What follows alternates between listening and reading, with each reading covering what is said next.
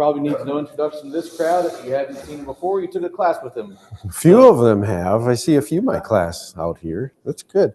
He had indicated earlier, I believe, that wild oat was weed of the year. Well, I know last year I had done more of a wild oat summary of some information, updated some of that. Kind of thought that since it is weed of the year, we will spend a little bit more time on that. I figured other people were taking care of kochia today pretty well. You had the question about size, and I just wanted to bring up the point that we've had talked about the last couple of years with managing kochia. We are really starting to, at least I am, starting to observe that if the kochia has started to put out a little branch, it becomes a different animal. And so we always talk about, kochia 2 inches tall, 2 to 3 inches tall. You know, that's fine as long as you really just have that main seedling and the leaf axils don't have any little tufts. But if you've got little tufts of vegetation showing up in those leaf axils, I kind of have been starting to expect 10 to 15% less control overall. And it's difficult to really confirm this in the field because you got to be able to identify how big the plant is when you actually apply the product, and you got mixed populations. We're dealing with issues, right? Lots of issues. But definitely in the greenhouse, when we are working with plants and can keep a closer eye on them, we have much more difficulty controlling the kochia plants that have sprouted a branch.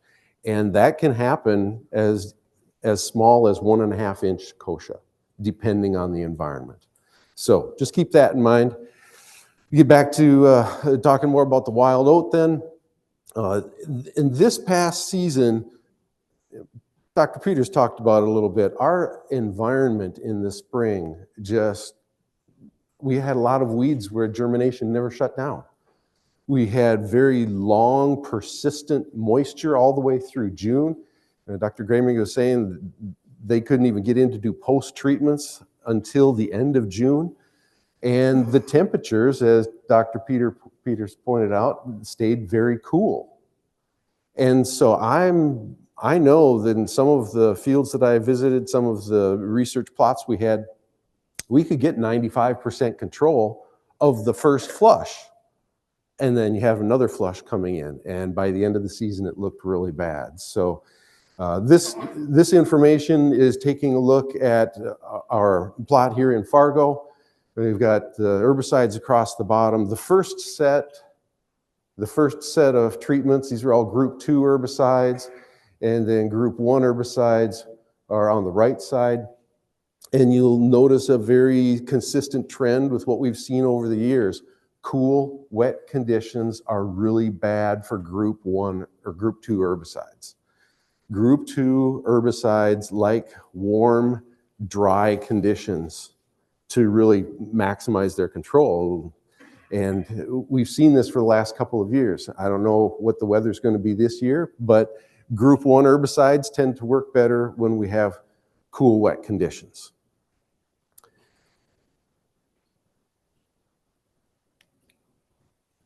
We have been continuing to do screening on wild oat samples that come in from problematic fields. This is a summary of information for about 5 years, and only about 50 collections in the grouping.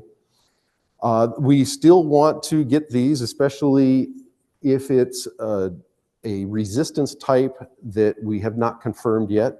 So for instance, we also screen many of these collections with glyphosate because we're looking at that as our go-to product yet. And we do not want to lose that. We have one collection we'll be showing you a little bit. We're starting to get a little bit concerned. The samples that come in, if you tell us that you sprayed Tacoma and it didn't work, pretty much like 95% of the time we can confirm, yeah, that's happening in the greenhouse also. But hopefully those of you that have been sending samples are benefiting from seeing what other products what the performance might be. And we will continue to do that because something that's resistant to Tacoma might still be susceptible to axial. And we've even had some situations where it's resistant to axial, but other things still work. So identifying some of the alternatives in crop for wheat is still very effective. One of the issues we've been noticing more frequently here now is here beyond. We are seeing that even when samples are not coming in because beyond failed, we are seeing resistance fairly frequently within those collections. I think with Brian Jenks, some of the work that he's done, especially on the foxtail side of things, is about half of the collections have resistance to beyond. Would that be pretty accurate? No, with beyond, it's much less prominent in foxtail, but in... Oh, it is for the wild oat. So the wild oat, you're getting about 50% of the samples have resistance of some level. So we definitely have a progression. And in the past, and we've talked about how group 1 herbicide resistance, group 2 herbicide resistance, they have been, for the most part, separate entities. So if we have resistance to group 1, lots of times the group 2 products still work. That's not the case anymore. We are seeing more and more often that samples coming in with group 1 resistance can also have group 2 resistance and vice versa. Years ago, you may remember me talking about how they are separate resistance events.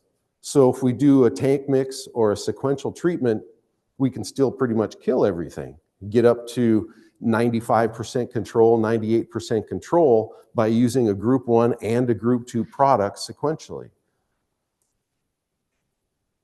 Used to. We are seeing more and more situations where we have both resistances, and we are seeing more situations where those combinations are not controlling everything anymore. So this is where we do not want to go. And with resistance evolution, it seems to be that we don't ever lose resistance, really. There are very few instances where we lose resistance. So we are still trying to make sure that newer products, I have foxtail information from our student Hayden Lee. We want to make sure that we preserve those products. So going back to one of these sites that really had lots of resistance issue, went out to the field, and on the wheat side of things, we sprayed several different products, group 2 herbicides, group 1 herbicides. Nothing broke 50% control. So very high levels of resistance, and notice the combination way over here on the right side, the combination of group 1 and group 2 herbicide was only giving us 15% control. So this is indicating that situation and indicating that group 1 and the group 2 resistance are now starting to show up in the same plant, which really reduces our program viabilities, even for using both products. Across the road from where this was, they had some soybean growing, and so we thought, well, the wild oat is probably pretty similar. In this one, we used fewer products, but used a low and a high rate of most. The first side over here on the left, we got Assure 2, nothing better than 50% control. Clethodim, we did get up into the mid-90s with the high end of the use rate. Beyond, we get a little bit of a stair step there, getting up into the mid-90s. And one of the reasons we went to this location is because in the greenhouse, we were a little bit concerned about the response with glyphosate. And we definitely did see a stair step. You can see here on low side of the use rate for PowerMax 3, 22 ounces, giving us about 85% control, up to a little, almost 95% control with 44 ounces. But I tell you, 10, 20 years ago, 11 ounces of PowerMax would have wiped everything out. So I'm concerned that we are definitely seeing progression, and we might have another glyphosate-resistant weed developing. So what else can be used? We've talked in the past about using Fargo or Triolate, giving us a different site of action. The issue is that it is soil incorporated, needs to be incorporated, and so it doesn't fit in everybody's system. But I had a previous graduate student, Morgan Hansen. Some of you remember her, somebody at least. Worked with about 50, 60 different collections of resistant issues in North Dakota and Minnesota. All of them were controlled by Triolate. So still very effective if you can get the incorporation to work. One of the issues with using Triolate is we know that there is going to be some crop response. We can see that frequently. You can see on the left side here, we've got that injury shows up as development delay, a little slower growing. But in working with Fowler in her work, you can see that the dose response curve over here, we have very flat response going from 0 all the way out past a 2x rate. Even the 3x rate is not different from the 1x rate. You got to get out to the 4x rate before there's a definite yield reduction because of that growth delay. So we know the Fowler is quite safe, and we set up trials in the greenhouse to put the herbicide right around the seed to maximize injury potential. Fowler is here in the middle, and that is kind of our base. Because of making sure that we get injury, we get a slower growth from the Fowler in the greenhouse. And then we're comparing all of these other cultivars to Fowler. And on this list, anything that is on the left side of the 0 mark is actually safer than Fowler, less growth reduction. And we do have several that are on the right side. Some of these are older. Some of them are going to be discontinued from what I've heard. When we get beyond a difference of about 50%, and then I would start to get a little bit more concerned. Stingray is not on here. Stingray is the only one that we've worked with that we actually have reduced establishment. Plants do not come out of the ground. Everything else that we're seeing here on this figure is just a difference in how fast they grow. And that by the end of the season, yield is still there. And if we keep the weeds out of the way, the wild oat out of the way, we definitely have benefit. The other one that I've talked about in the past few years has been Zidua. And I still like Zidua applied in the fall for wild oat control. We need to get that herbicide down into the root zone of the wild oat plants. So, fall Zidua, conventional tillage here in Fargo. We got green bars are 2022, the yellowish bars are 2023, and the reddish bars are 2024. The difference between the lighter shade and the darker shade is whether or not it was incorporated. If we incorporate, you think you might get better control, but we don't really see that with Zidua. It is fairly stable regardless of the tillage program, the tillage practices, whether you're doing it in the fall or in the spring. We've had a lot of consistency in performance between incorporated and not incorporated. With the 3 1/4 ounce, I've always told people, yeah, 65, 70% control. We have much better control, much better reliability. We get up 85 to 90% control with 4 ounces of product. So these soil programs that I'm talking about, I know this ends up getting pretty expensive, but it is a very reliable way to reduce the wild oat you're dealing with. It is not a standalone program. I know last spring we started getting a lot of calls from people. Yeah, I did the Zidua in the fall and I got wild oat coming out of the ground. So yes, it's a soil applied herbicide. It's not 99% control, but we get very substantial reduction in establishment. And this particular last year, and notice the Triolate, yeah, I like Triolate in the spring. If we put Triolate on in the fall and then have a really wet spring, it dissipated too much. We don't maintain the activity, but Zidua stuck around in the soil and gave up that benefit for wild oat control. Looking at a spot in Valley City, near Valley City, some very minimum till. With the extra moisture this year, you notice the higher control this year with 2 ounces. I would not expect that normally. Definitely would not rely on it. You see 20 to 30% is what we had the previous 2 years. 3 1/4 gets you up around 70, and the 4 ounces again gets you up to that 80% control. So lighter soil, different moisture, but we need that 4 ounces to really have detrimental activity on the wild oat. So we talked about beyond, that'd be the Clearfield system. We do have this herbicide-resistant crop technology for using quizalofop in wheat. We have had the winter wheat. Now we've got a few more spring wheat cultivars out there. This is done with induced mutation so that we don't have the concerns about the transgenics and marketing.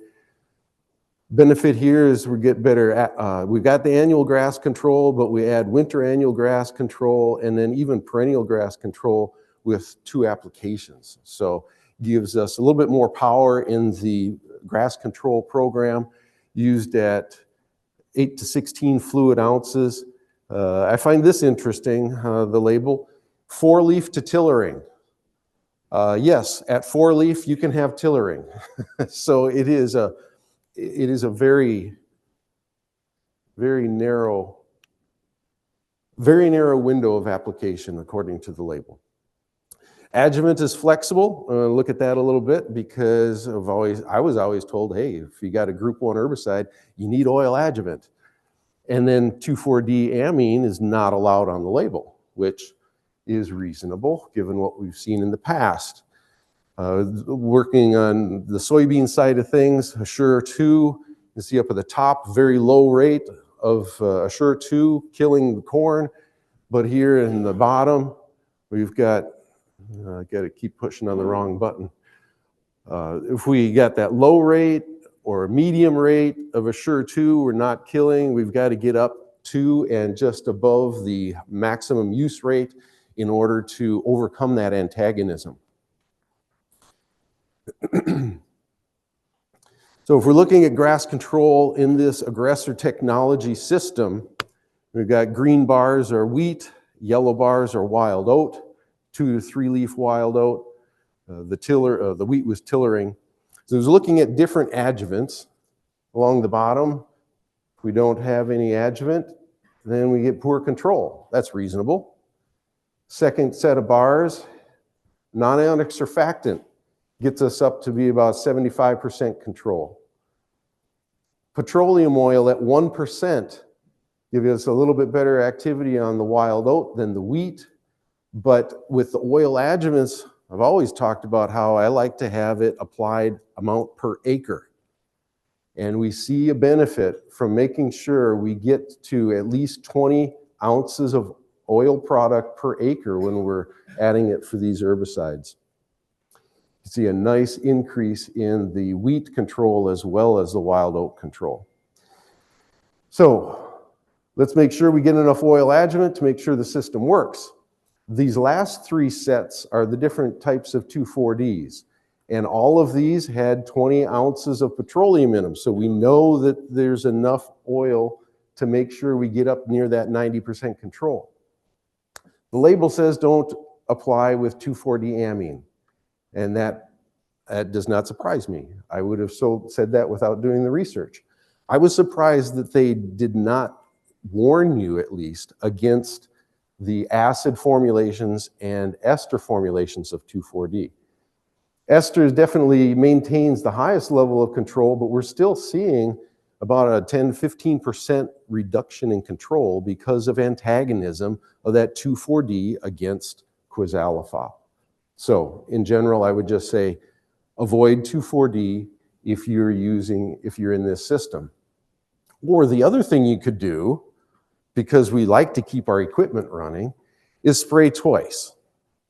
And in the past, we've shown that, on the left side here, the green that you see is pretty much broadleaf weed pressure that's not dead a week after the application was made.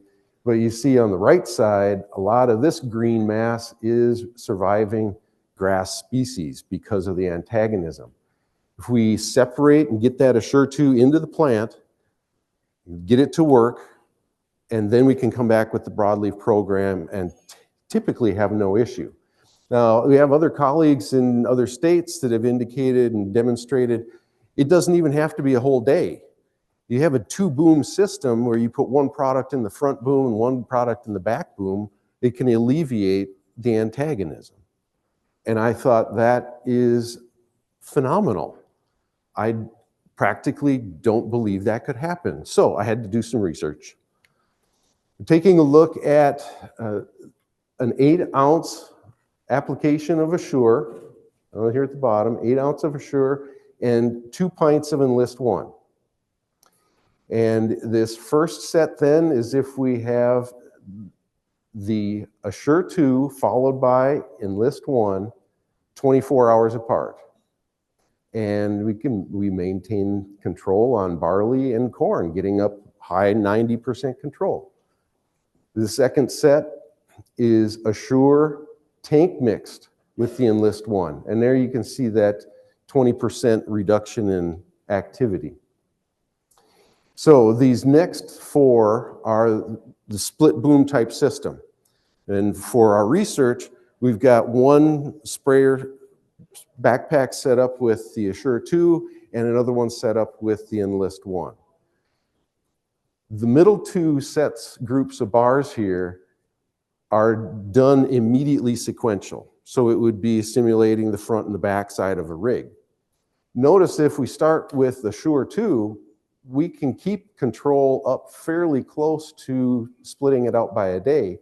But if we have the Enlist 1 on the plant 10 seconds before the 2,4-D, we still get the antagonism. And if we wait an hour, we alleviate a lot of the antagonism, but there is still a slight reduction, especially on the barley control.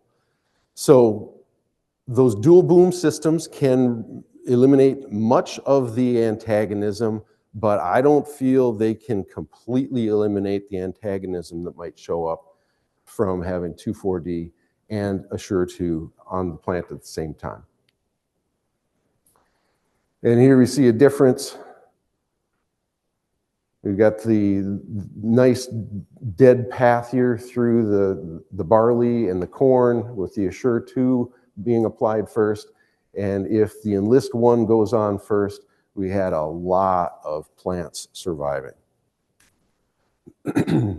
Separate the treatment by an hour, and they look quite similar and very good, very high levels of control. So residual control of wild mustard and common ragweed. Oh man, it's already 10. We've got wild mustard and common ragweed in this. Now we're talking about residual control using Zidua for wild oat, but if we're going after wild mustard and common ragweed, we probably want to be applied in the spring. If we apply those products in April, you can see that Zidua by itself is only giving us 50% control, roughly 50-60. If we've got the sharpen in there component, whether it's insertane as premix or whether it's a tank mix, we get very good high levels of activity, not only on the plants that are out of the ground, but this wild mustard and the ragweed was essentially not emerged at application. So we're getting residual control from sharpen for a couple of months that really supplements and complements the activity of the Zidua for these broadleaf weeds. And in here we can see this is one of those treatments. Next door to it is one of those. Even applied in the fall, the encapsulation of that sharpen improved activity, about 5 to 10% maybe, up to 20% sometimes. So even the fall application, if you're getting the Zidua out in the fall for wild oat, and you're trying to clean up some winter annuals in the fall and you want it to persist over into the spring, we do see some benefit of that sharpen component in the spring, especially if it is in that formulation with the encapsulation. We have a new product hit the market early last spring, Tolvera. Didn't get it out probably for field use season. We've got some additional information here, and actually Hayden Lee is going to be talking about this quite a little bit more later this morning. So I'll just let him talk more about what he has.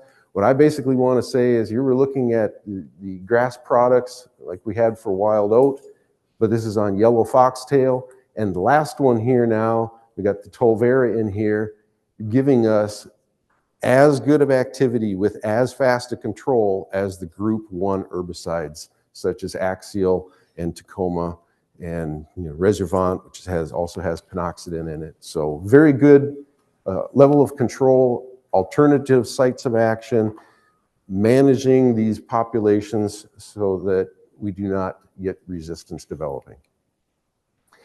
And one of the other benefits, of course, of these combinations, you get that group 27 with bromoxynil in wheat. You got Tolvera and Husky and Talinor, all providing very good weed control. 2-inch weeds. And on the kochia, you see the kochia here is a little bit lower because they had branches on them.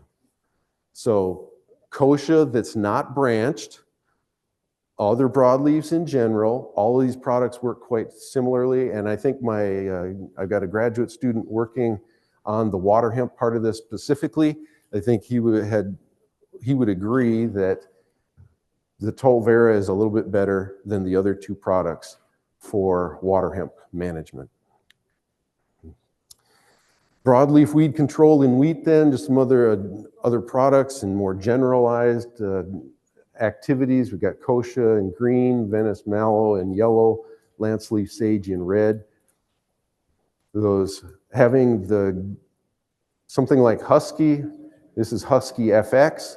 The addition of that growth regulator does help stabilize and maximize control on several species, especially with the kochia. Low and high rate of Husky FX there at the beginning, both doing quite well. The high rate's a little bit better. The group 4 herbicides, you put 4 of them together with wider match plus MCPA, still going to be a little bit lagging in control. We don't have anything in that combination that provides that burning type product to really remove the biomass. Low rates of Talinor doing quite well compared with the Husky FX, and then Bison having a difficulty, especially on the kochia and the Venice mallow, because of difficulty in the chemistries themselves.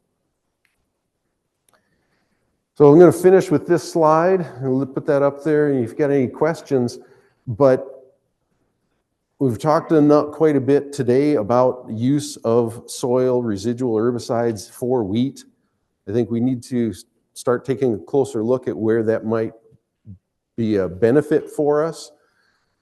Some of it's for resistance management, and some of it is just because we don't have a lot of other alternatives. If we get the crop ahead of the weeds, the yield at the end has for us paid for the application.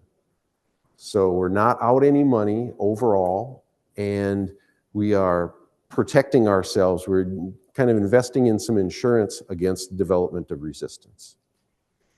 So thank you for your time. Anybody have anything you want me to? No, yeah, go ahead, Jeff. So the question is, if we apply Zidua in the fall, can we do other tillage in the spring?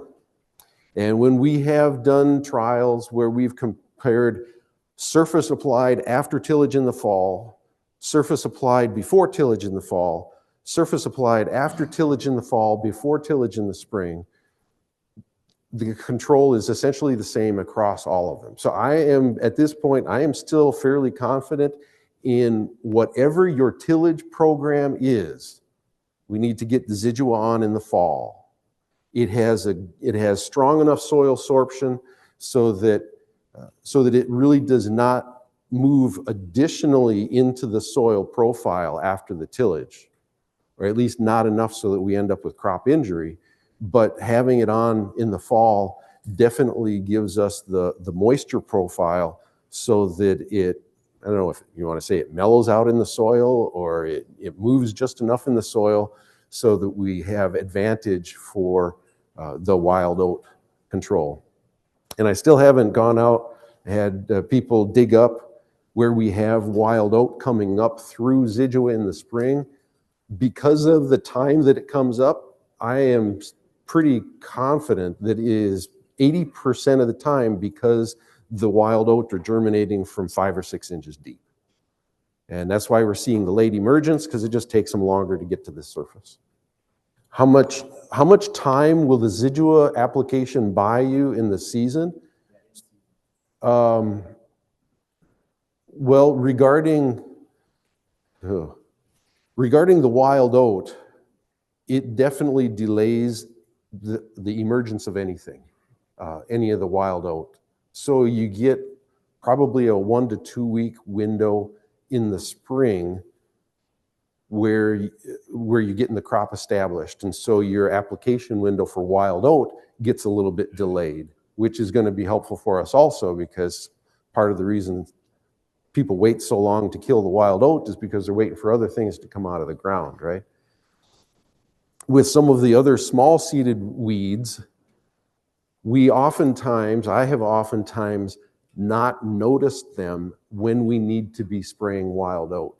So it is still providing lots of activity on the things like the foxtails and the pigweeds, and even with the wild mustard and wild buckwheat, those are marginally controlled weeds. If we apply the Zidua in the fall, I see much better activity on those species in the spring. So we do not see them as early in the season. So yeah, I think it's really good because it thins the population and it gives us a wider window where our post-emergence will be really effective, especially because we're trying to control kochia before what happens? Branches. Before it gets branches. Thank you. We're done. So we are at a break. If you want, there is a question on Zoom. Oh, okay. Did you take those wild oat trials to yield? The wild oat trials to yield, some of them, yes. And one of the issues is where we do most of the wild oat work, we've got 3,000 to 4,000 wild oat plants per meter. And so if we don't do anything like the fall applied Zidua, we essentially don't get any wheat yield anyway. So anything soil applied gives us 50% more yield than waiting to do the post-emergence only. But like I said, extremely high population.